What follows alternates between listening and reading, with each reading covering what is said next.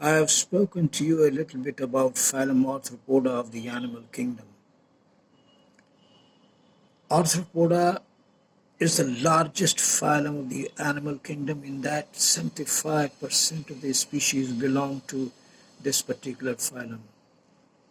There are certain wonderful attributes of this phylum. The members of this phylum are endowed with tremendous amount of versatility and they perform all kinds of things under the sun.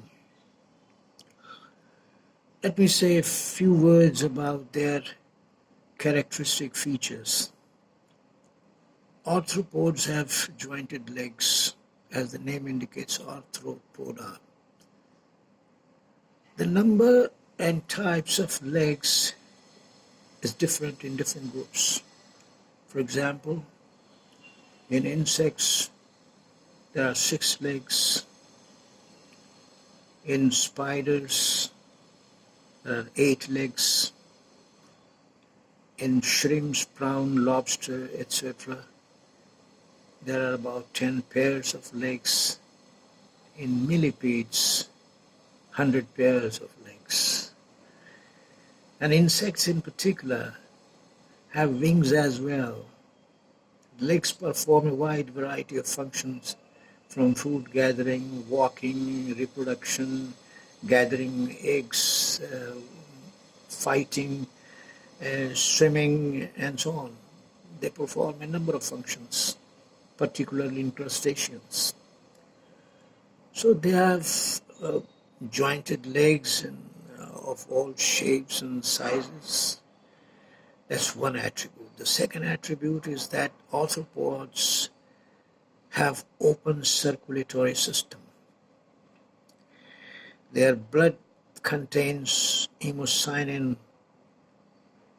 which is bluish in color, sky blue when oxidized, and transparent when deoxidized.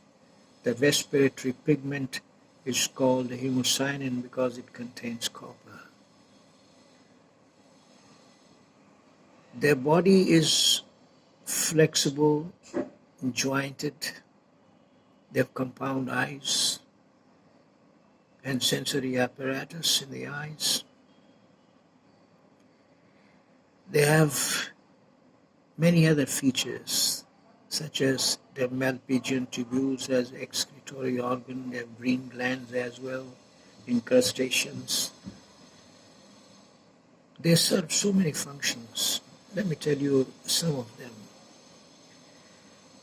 Take the example of honeybees. Just imagine how many functions they perform. It's not that they collect only nectar and convert them into honey and you get honey and it's a rich food. It's not that. They move from flowers to flowers and help in pollination. And this pollination is extremely useful for plant growth and agricultural economy. In fact, the agricultural economy is sustained by these insects, honeybees in particular.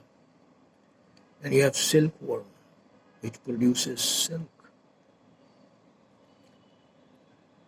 So they have economic importance as well as insects are fairly versatile animals. Now come to crustaceans. Crustaceans are marine animals, mostly marine. Some of them are freshwater and some are parasites. But see the amount of food they constitute. They are edible animals. In a seafood platter you find marine fish and crabs, shrimps, lobsters and mussel. For mussel and in sepia they are mollusks. They also constitute the seafood. So, million tons of crustaceans are harnessed every year to constitute human food. Then, of course, you have other animals that do a lot of things for nature. Take the example of ants. Take the example of white ants. they also do a lot of things. Some arthropods are, of course, carriers of diseases, and some impart diseases like mosquitoes and bugs. But just beside the point, they are pretty useful animal and intricately bound with the human destiny and human existence.